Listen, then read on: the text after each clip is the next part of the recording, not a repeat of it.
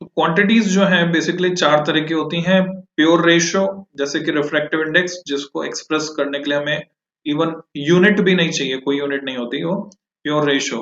जैसे refractive index for water is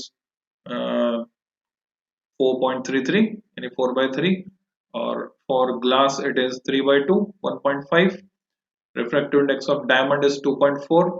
तो कोई यूनिट नहीं चाहिए। फिर दूसरी क्वांटिटी आती है दूसरे नंबर पर, स्केलर क्वांटिटीज, जिनको एक्सप्रेस करने के लिए हमें मैग्नीट्यूड के साथ साथ यूनिट भी चाहिए होती है। जैसे स्पीड 5 मीटर पर सेकेंड, तो मीटर पर सेकेंड यूनिट एसोसिएट हो गई। और फिर तीसरे नंबर पे आती है वेक्टर क्वांटिटीज, जिसमें डायरेक्शन भी एसोसिएट हो जाती है।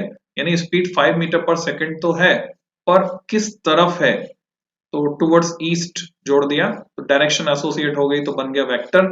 और इसके बाद जो अगली क्वांटिटीज आती हैं उसमें हम क्या करते हैं, देखते हैं कई बार ऐसी कुछ क्वांटिटीज होती हैं जिसमें रेफरेंस चेंज होने पर डायरेक्शन चेंज हो जाती है, यानी एक से ज्यादा डायरेक्शन उनकी हो सकती है, जो हम आगे पढ़ेंगे मोमेंट ऑफ इनर्शिया वगैरह।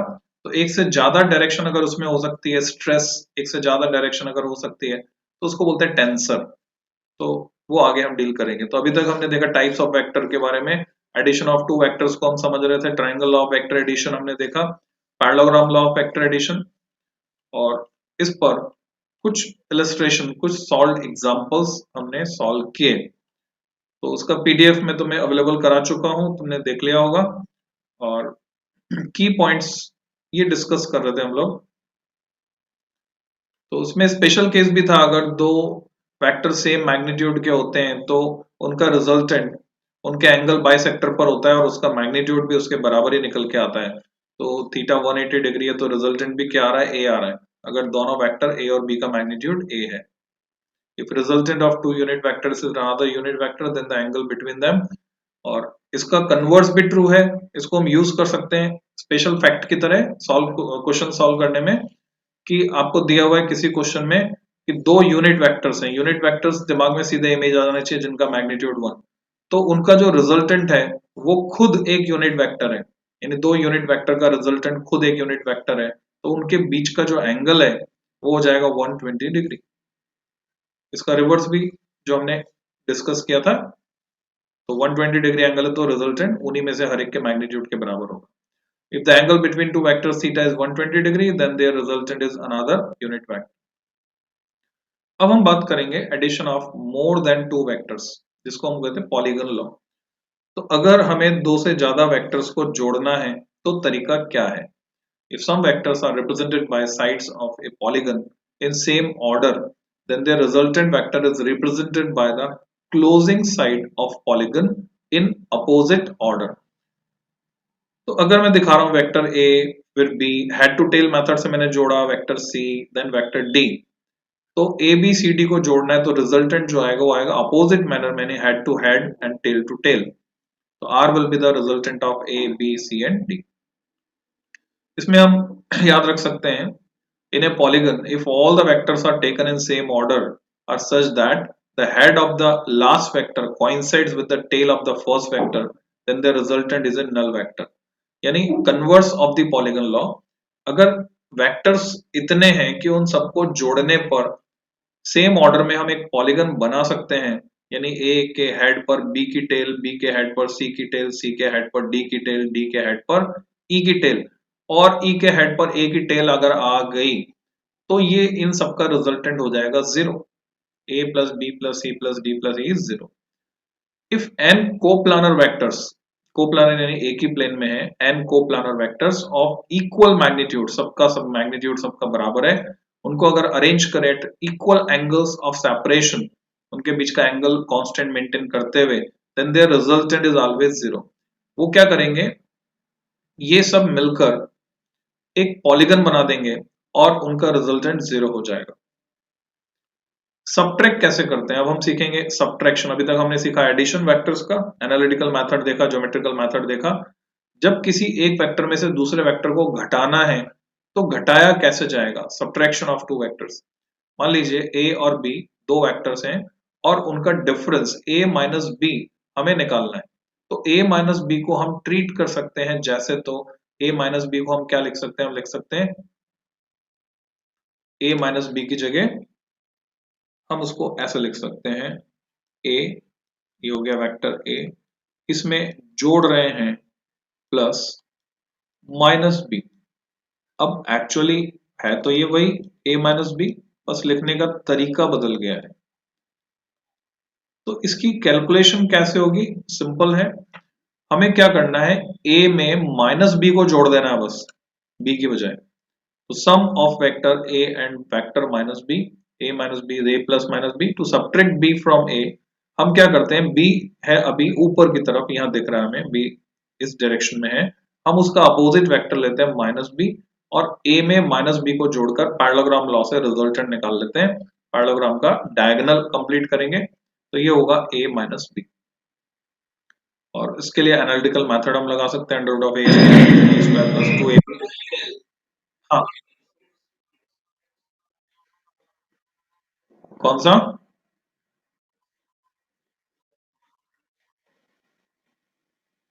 यही तो डिस्कस कर रहे हैं हम, सब्ट्रैक्शन ऑफ टू वेक्टर। तुम ये देखने के लिए बात कर रहे हो, एडिशन का कौन सा स्पेशल केस? ये की पॉइंट की बात कर रहे हो? हम्म, हाँ। तो ऐसे बताया गया है, जिसको हम फॉर्मूले से कैलकुलेट कर सकते हैं, पॉली ये पैरेललोग्राम लॉ का जो फॉर्मूला था, दो वेक्टर्स के बीच, ये वेक्टर ए है, ये दूसरा वेक्टर बी है, और इनके बीच अगर एंगल है 120 डिग्री, 120 डिग्री। अब तुमसे कहा गया इसका रिजल्टेंट निकालो। कंडीशन ये है कि b और a मैग्नीट्यूड में इक्वल हैं, यानी a इक्वल टू b, किसमें? सिर्फ मैग्नीट्यूड में। मैग्नीट्यूड में दोनों का मैग्नीट्यूड बराबर है, माना कि दोनों का ही मैग्नीट्यूड है, सपोज p है, p is the magnitude of a and b। तो अगर मैं इनका रिजल्टेंट निकालता हूं पैरेललोग्राम लॉ लगाकर, ज्योमेट्रिकली निकालूंगा तो भी सेम रिजल्ट आएगा, एनालिटिकली निकालूंगा तो भी सेम रिजल्ट आएगा। This diagonal will represent their resultant। तो ये जो रिजल्टेंट आएगा, इसका मैग्नीट्यूड भी p के बराबर ही आने वाला है। Resultant will also be equal to p। कैसे? ये रहा फॉर्मूला जिससे तुम फैमिलियर हो, r equal to under root of vector a के मैग्नीट्यूड का स्क्वायर, वेक्टर a का मैग्नीट्यूड क्या है? p है, तो p का स्क्वायर, प्लस वेक्टर b के मैग्नीट्यूड का स्क्वायर, वेक्टर b का मैग्नीट्यूड क्या है? p है, p स्क्वायर, यानी a square plus b square, plus twice a into B, a into B यानी p इंटू p, तो फिर से एक और p स्क्वायर मिल जाएगा हमें। फिर आएगा cos of angle between them, इनके बीच का एंगल है 120 degree, so here I placed 120 degree. तो अब इसको अगर मैं सॉल्व करता हूं तो मुझे क्या मिलने वाला है, तुम देखोगे मुझे वापस से p मिल जाएगा। कैसे? ये देखो, 2p स्क्वायर तो ये हो गया, प्लस cos 120 तुम्हें पता होना चाहिए कितना होता है। cos 120 is sin 90 plus 30, and sin 90 plus 30 is sin 30, that is half।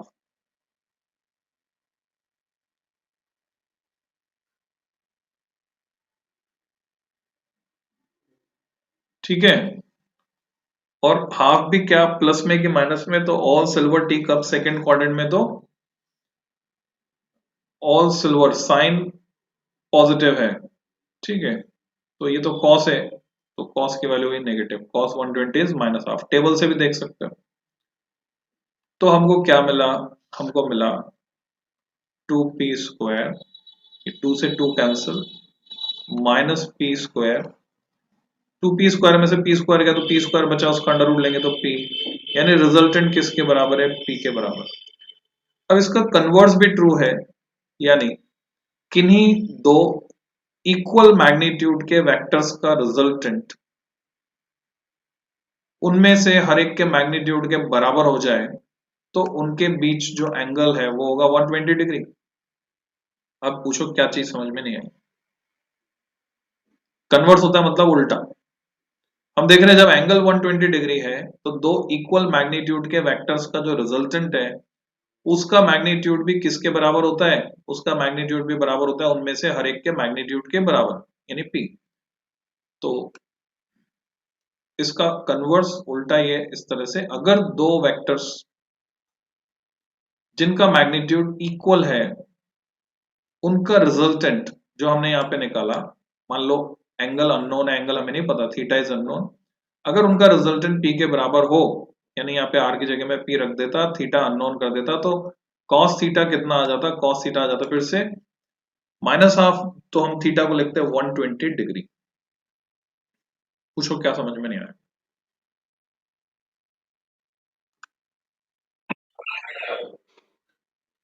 Okay, तो अब हमको जो समझना है सब्ट्रैक्शन ऑफ टू वेक्टर्स में, कि घटाने में भी बेसिकली हम जोड़ते ही हैं, घटाना मतलब भी जोड़ना, बस डिफरेंस आएगा तो कहाँ आएगा, angle between those two vectors, क्योंकि ए और बी के बीच का एंगल थीटा है, पर हमें यहां पर ए और माइनस बी के बीच का एंगल लिखना है, ए और माइनस बी। तो हम देख रहे हैं ए और माइनस बी के बीच का एंगल वो है पाई माइनस थीटा। क्या तुम्हें समझ में आ रहा है ए माइनस बी के बीच का एंगल, या बनाकर बताऊं?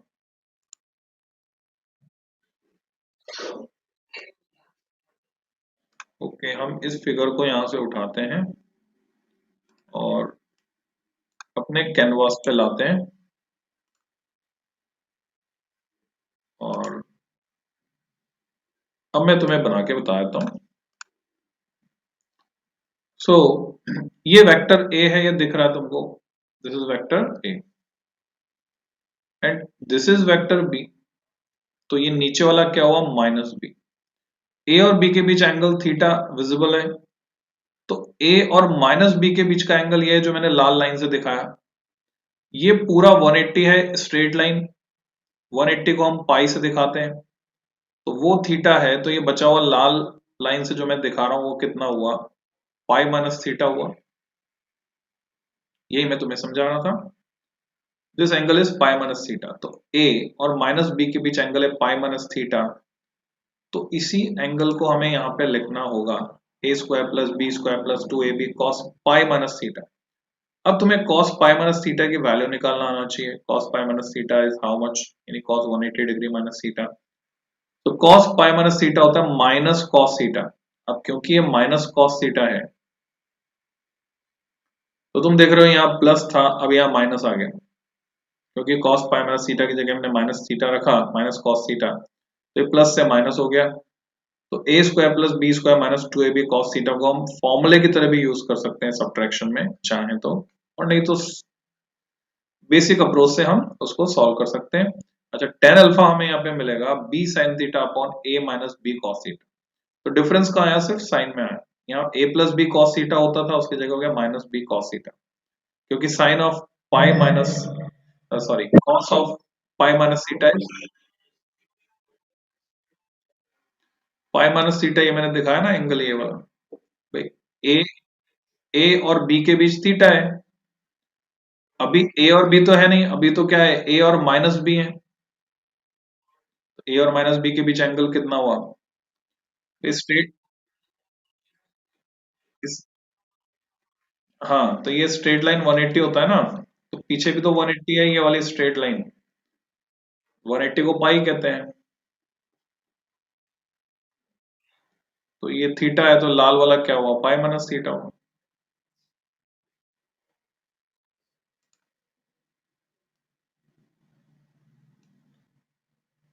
की points, vector subtraction does not follow commutative law. तो ये समझने की बात है कि वेक्टर सब्ट्रैक्शन में कम्यूटेटिव लॉ नहीं काम करता, यानी ए में से बी घटाओगे तो अलग रिजल्ट आएगा, बी में से ए घटाओगे तो अलग रिजल्ट आएगा, दोनों इक्वल नहीं होंगे। कैसे, समझो, here is vector A, here is vector B, जिनके बीच का एंगल है थीटा। यहां तक कोई डाउट, ये मान सकते हैं हम, ये वेक्टर ए और बी हैं, इनके बीच का एंगल है थीटा। अब मुझे ए में से बी को घटाना है, तो क्या करना पड़ा मुझे? ए में से बी को घटाने के लिए बी का अपोजिट वेक्टर माइनस बी लिया मैंने, दिस इज माइनस बी। तो अब अगर मैं ए माइनस बी कैलकुलेट करना चाहता हूं, तो ए माइनस बी कैलकुलेट करने के लिए मुझे इस पैरेललोग्राम को कंप्लीट करना होगा, और इस पैरेललोग्राम का जो डायगोनल है वो ए माइनस बी को रिप्रेजेंट करेगा। अगर मैं इसको r सबस्क्रिप्ट 1 से दिखाता हूं तो मैं लिख सकता हूं r1 is nothing but r1 is a minus b। कैसे, यहां से समझो। अगर मैं ट्रायंगल लॉ लगाता यहां पर, तो ये तो हो गया वेक्टर a, और माइनस बी की टेल को इसके हेड पर रखना होता, तो ये वेक्टर होता माइनस बी, जो कि पैरेलल है उसके और इक्वल है, तो मैं इसको माइनस बी लिख सकता हूं। तो बेसिकली R1 है क्या? R1 देखा जाए तो वो है A, जिसमें जोड़ दिया हमने ट्रायंगल लॉ से, प्लस किसको जोड़ा है? माइनस बी को जोड़ दिया। So R1 is A minus B. अब मैं अगर B माइनस A निकालना चाहता हूं तो क्या करना होगा? ये है मेरे पास वेक्टर A, और ये है मेरे पास वेक्टर B। ऐसे कर सकता हूं? ओके, आगे ही बना देता हूं, फिर तुम कंफ्यूज हो जाओगे, तो मैं आगे बना देता हूं। ये मेरे पास है वेक्टर A, और ये मेरे पास है vector B as it is. दोनों के बीच एंगल क्या है? थीटा है। यहां तक कोई डाउट है तो पूछ लो, फिर आगे चलते हैं। यहां तक कोई समस्या है या समझ में आ गया? ओके, तो ये A है पॉजिटिव एक्स डायरेक्शन में, तो माइनस A किधर होगा इसके अपोजिट? रेड कलर से जो मैं दिखा रहा हूं, मैग्नीट्यूड में उतना ही, लंबाई उतनी होगी, एरो होगा A के अपोजिट, तो इसको क्या कह पाऊंगा? माइनस A कह पाऊंगा, उसका अपोजिट वेक्टर। अब मुझे कैलकुलेट क्या करना है? मुझे कैलकुलेट करना है B माइनस ए, क्योंकि मैं क्या रिप्रेजेंट करना चाहता हूं? मैं रिप्रेजेंट करना चाहता हूं कि A माइनस बी, ए में से अगर B को घटा रहा हूं तो ये किसके बराबर नहीं है? ये B माइनस ए के बराबर नहीं है, क्योंकि वेक्टर सबट्रैक्शन कम्यूटेटिव लॉ को फॉलो नहीं करता। तो B माइनस ए मुझे निकालना है, तो B माइनस ए निकालने के लिए मैंने क्या किया? ये वेक्टर B है, इसमें माइनस ए जोड़ दूंगा। B माइनस ए का मतलब क्या है? B माइनस ए का मतलब है B प्लस माइनस ए। तो B में मुझे क्या जोड़ना है? माइनस ए जोड़ना है। ये रहा माइनस है, ये रहा B। अगर मैं पैरेललोग्राम लॉ से जोड़ता हूं तो मुझे रिजल्टेंट क्या मिलता है? ये मिलता है रिजल्टेंट, जिसको मैं R2 से दिखा देता हूं। This is R2। तो R2 को मैं क्या लिख सकता हूं? R2 को मैं लिख सकता हूं B minus A. Now my question is, क्या R2 इक्वल टू R1 है?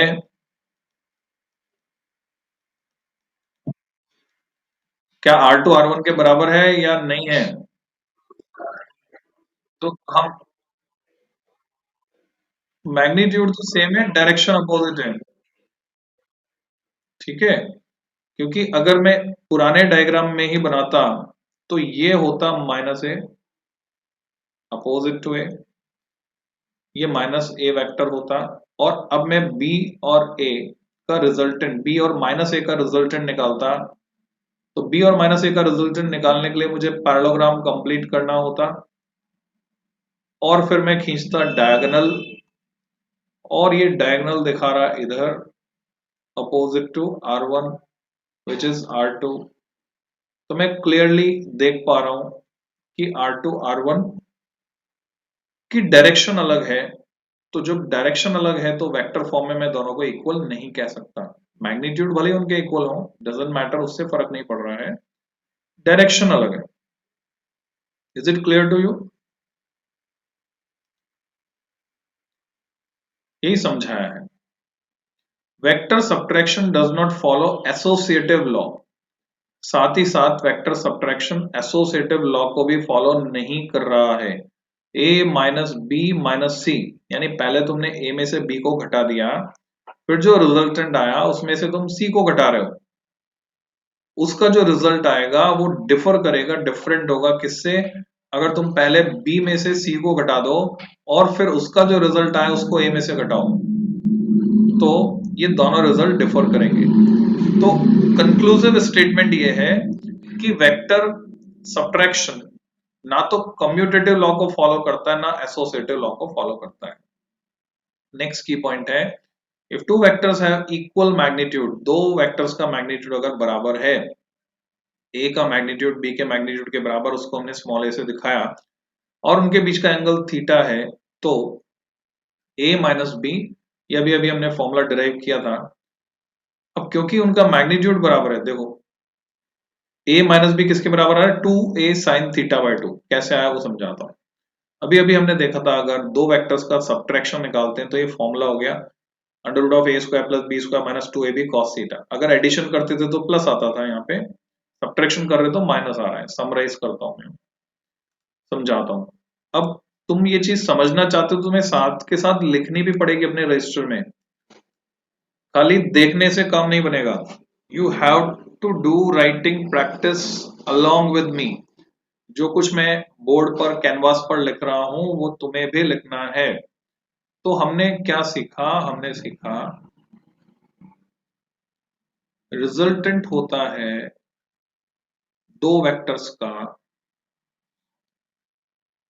ए स्क्वायर, रिजल्टेंट का मैग्नीट्यूड है ये, plus B square plus 2ab cos theta. कब? जब हम r equal to a plus b calculate करते हैं, तो r equal to a plus b calculate करते हैं तो मैग्नीट्यूड इतना होता है। डायरेक्शन के लिए अलग हमारे पास फॉर्मूला, डायरेक्शन कितनी होती है? अगर r a के साथ एंगल बना रहा है अल्फा, तो अल्फा एंगल निकल के आता है tan inverse a sine theta upon a plus B cos theta, जिसका इस्तेमाल अभी हमने कम किया है।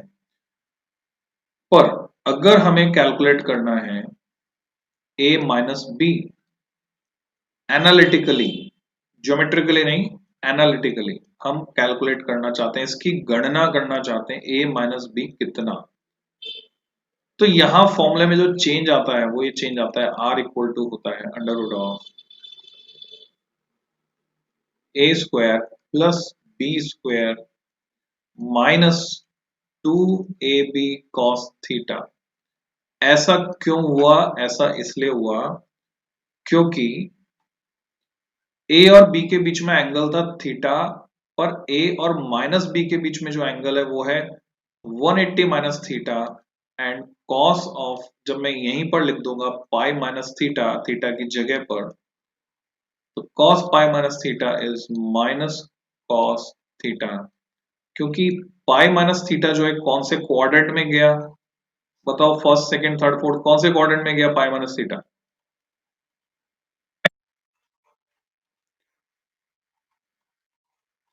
पाई कितना होता है? इतना।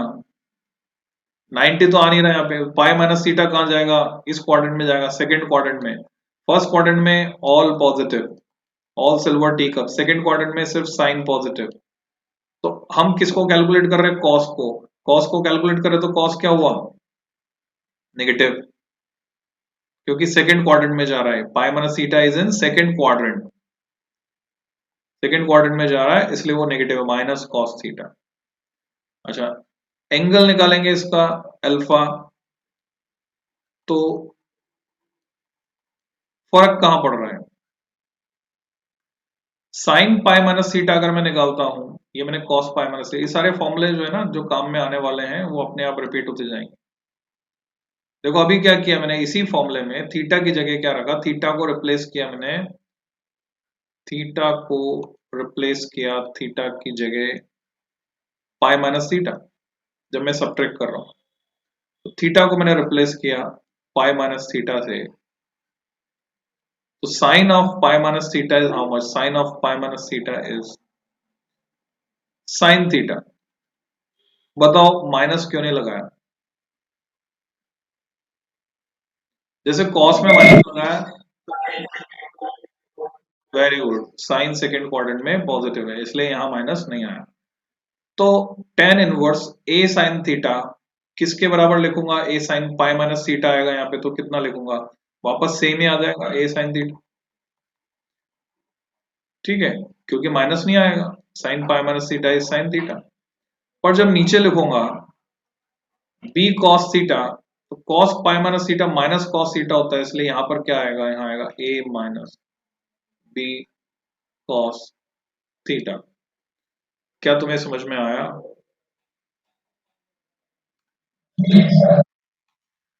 ओके, इससे आगे की बात जो हम डिस्कस कर रहे थे वो ये, अगर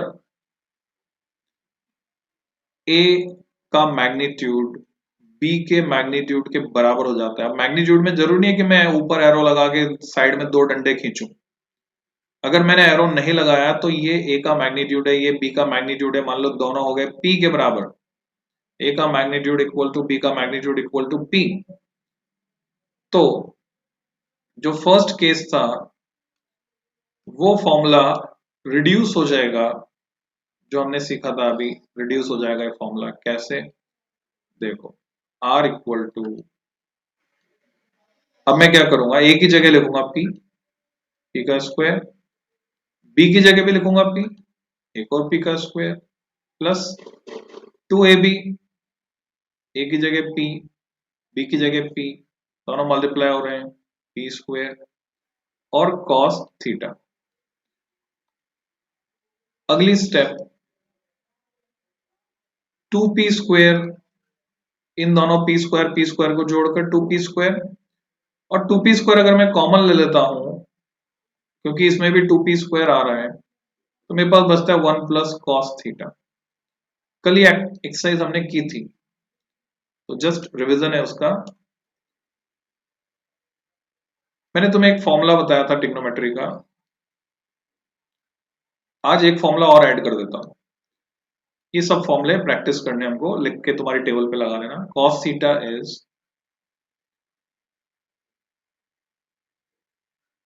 to cos square theta by two minus one, and it is also equal to 1 minus 2 sin square theta by 2। cos theta को मैं 2 cos square theta by 2 minus 1 भी लिख सकता हूं। इसको तुम ऐसे भी समझ सकते हो, मैं ऐसे एक और तरीके से लिख के बता देता हूं। अगर ये होता cos ऑफ 2 थीटा, मानते जाओ ऐसा कुछ होता है, तो मैं इसको लिखता 2 cos स्क्वायर थीटा माइनस 1, या फिर मैं इसको लिखता 1 माइनस 2 साइन स्क्वायर थीटा। अब क्योंकि ये 2 थीटा नहीं था, थीटा था, इसलिए यहां पे तुम देख रहे हो थीटा बाय 2 आ गया। तो अब इस अंडर रूट के अंदर कॉस थीटा की मैं वैल्यू डालता हूं। कौन सी वाली वैल्यू? फॉर्मूला नंबर 1 डालता हूं मैं। तो मेरे पास 1 है, plus 2 cos square theta by 2 minus 1, तो 1 से 1 कट गया, ये प्लस का 1, ये माइनस का 1 कैंसिल हो गया, 2 से 2 मल्टीप्लाई होकर बना 4 P square cos square theta by 2। अब थोड़ा तो दिमाग में चलाना पड़ेगा तुम्हें स्टेप्स को। अब हर एक एक स्टेप लिखेंगे अगर हम, तो हमारी स्पीड बहुत कम हो जाएगी, स्पीड बढ़ नहीं पाएगी। तो अगर तुम दिमाग में चलाई स्टेप, तुम्हें दिख रहा है यहाँ क्या दिख रहा है, अंडर रूट में 4 P square cos square theta, तो 4 P square cos square theta का अंडर रूट क्या बनेगा? 4 का अंडर रूट बनेगा 2, पी स्क्वायर का अंडर रूट बनेगा P, cos square theta by 2 का अंडर रूट बनेगा कॉस थीटा बाय 2। क्या ये बात समझ में आई? अगर नहीं आई तो पूछो क्या चीज तुम्हें समझ में नहीं आई, और समझ में आ गई तो बताओ कि हाँ समझ में आई।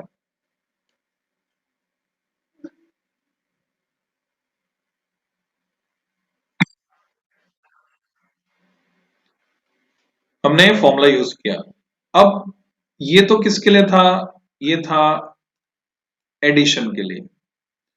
अब मैं सेम एक्सरसाइज करने वाला हूं सब्ट्रैक्शन के लिए, यानी ये वाला फॉर्मूला -2ab cos थीटा। तो सेम एक्सरसाइज अब मैं करने वाला हूं सब्ट्रैक्शन के लिए। तो वो कैसे होगी?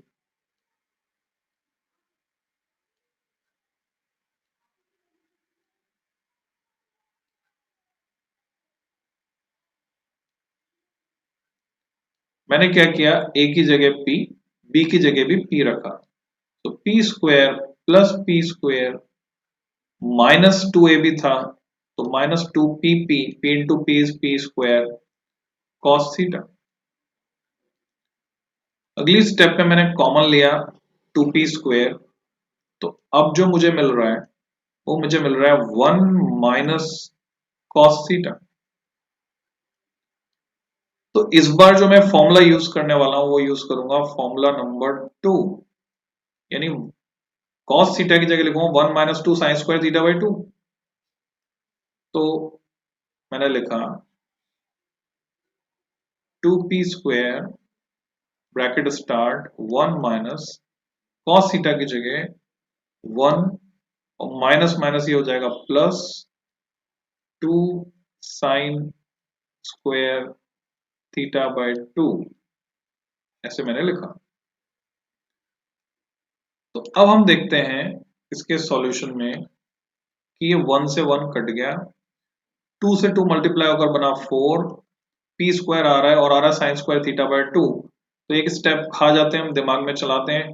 4 का अंडर रूट 2, पी स्क्वायर का under root p, sine square theta by 2 का under root sine theta by 2। तो हम देख रहे हैं सिमेट्री में दो फॉर्मूले हमको दिखाई दे रहे हैं यहाँ पर। पूरी पिक्चर अगर मैं तुम्हें एक साथ दिखाऊं, अक्षर छोटे हो जाएंगे, स्क्रीन को छोटा कर देता हूं। तो यहाँ पर अभी हमारे सामने सारी पिक्चर क्लियर है कि जब हम जोड़ रहे हैं तो फॉर्मूला रिड्यूस होकर आ रहा है अगर दोनों वेक्टर इक्वल मैग्नीट्यूड के, 2p cos थीटा बाय 2, जहाँ पे p हर एक का मैग्नीट्यूड है। और अगर हम सब्ट्रैक्ट कर रहे हैं तो फॉर्मूला रिड्यूस होकर आ रहा है 2p sin थीटा बाय 2, जहाँ p हर एक का मैग्नीट्यूड है। तो इसको हम फॉर्मूले की तरह यूज कर सकते हैं अगर दोनों वेक्टर सेम मैग्नीट्यूड के हों। क्या तुमने नोट कर लिया?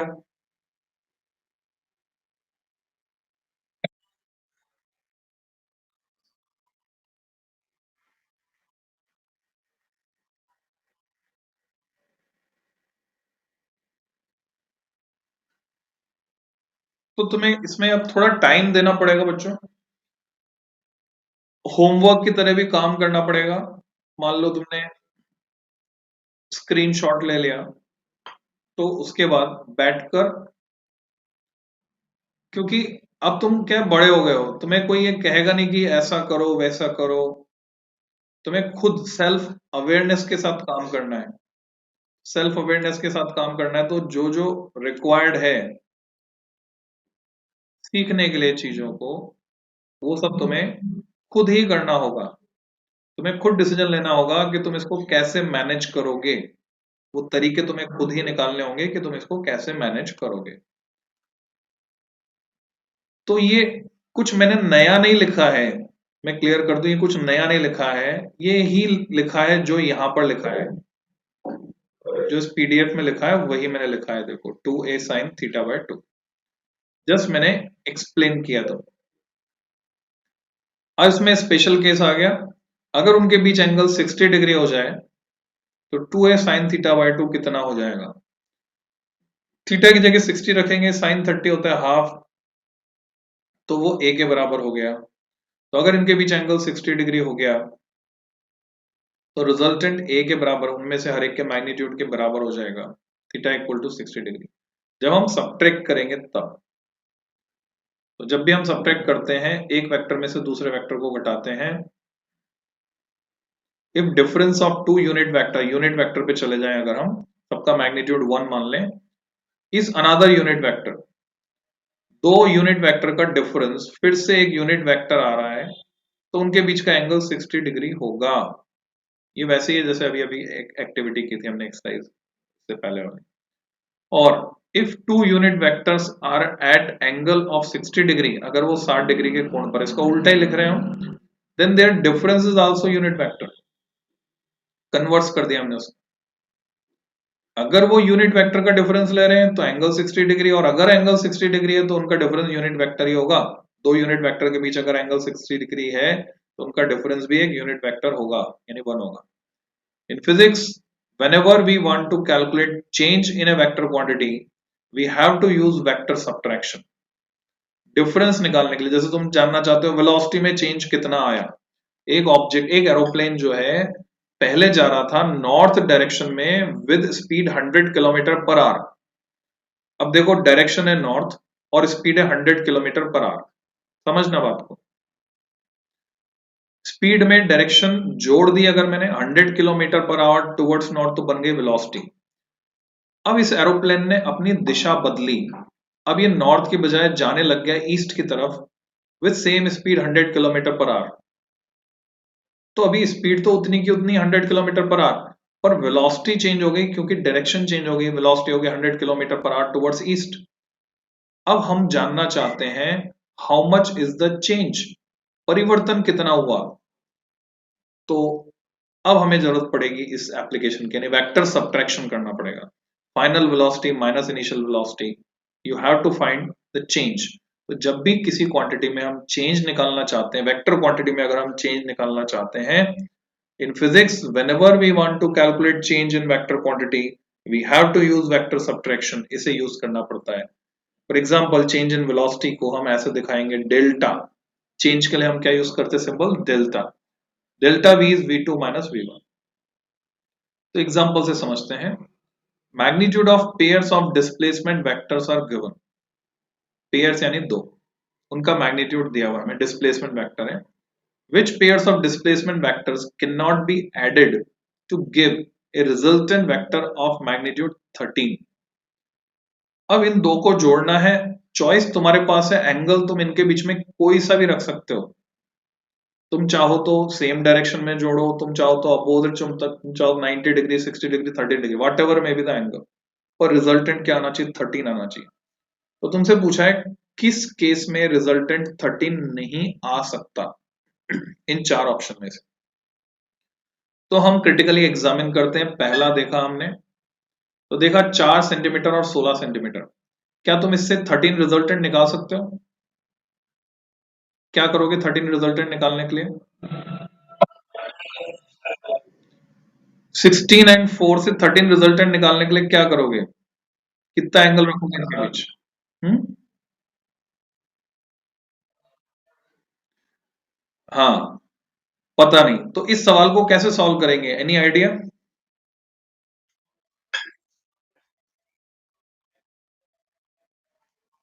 सेकंड वाला ऑप्शन तो समझ में आ रहा है कि 20 में से 7 घटा दिए तो 13। ठीक है, सेकंड वाला समझ में आ रहा है, फर्स्ट वाला नहीं समझ में आ रहा। थर्ड वाले से कैसे निकालोगे?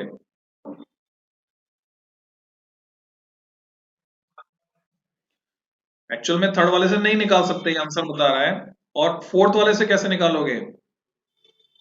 8 और 6 तो 14 होते हैं ना। तो इसका कंसेप्ट समझो, देखो ट्रिकी क्वेश्चन है। And trick, what is the trick in this question?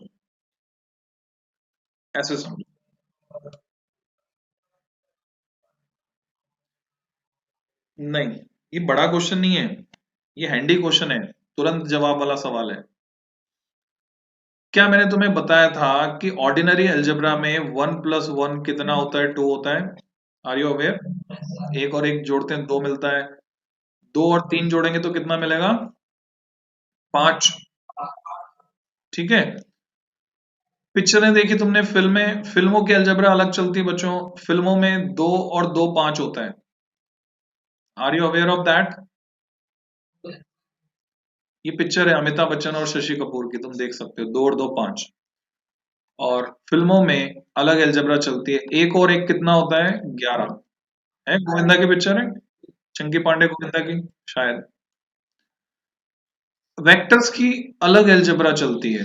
Vectors में 1+1 जीरो भी हो सकता है अगर अपोजिट डायरेक्शन में।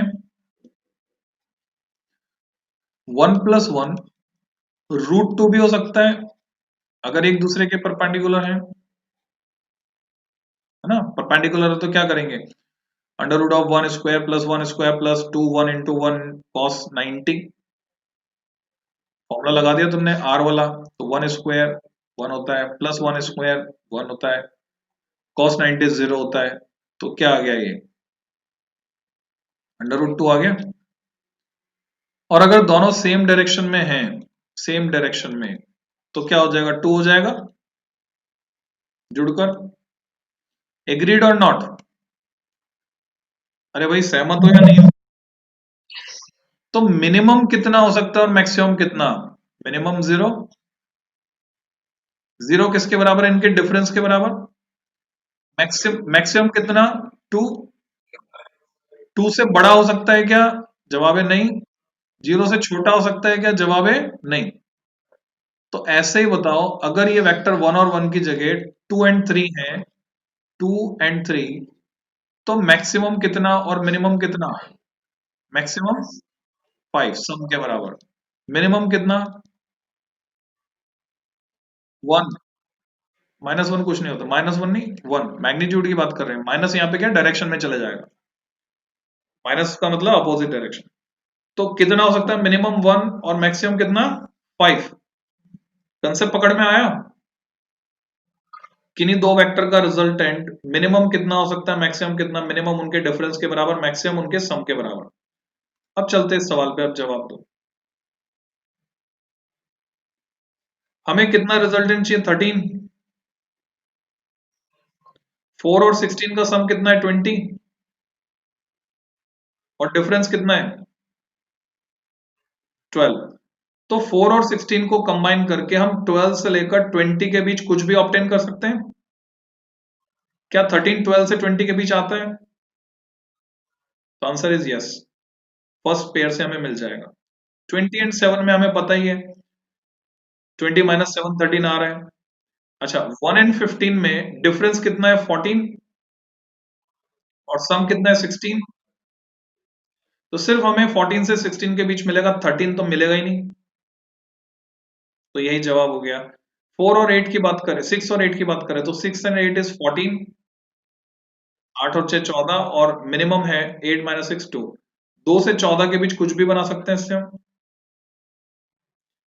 तो क्या तुम समझ गए? ओके, इसको लैंग्वेज में ऐसे लिख दिया उन्होंने, resultant of two vectors A and B must satisfy, A और बी का जो डिफरेंस है छोटा या बराबर, और ए और प्लस बी छोटा, इससे ये रिजल्टेंट छोटा या बराबर होना चाहिए, ऐसे एक्सप्रेस किया उसको। नेक्स्ट है A cap plus B cap equal to A cap minus B cap. अगर ये दोनों बराबर हो जाएं तो उनके बीच का एंगल निकालो। तो अब ये एज, हाँ ये कैलकुलेट तुम्हें खुद करना है, फिर क्वेश्चन बॉक्स के चारों सवाल करके रखने हैं। उसके बाद हम कल पढ़ेंगे रिजोल्यूशन ऑफ टू वेक्टर्स। आज के लिए इतना काफी है। जो कुछ डाउट है वो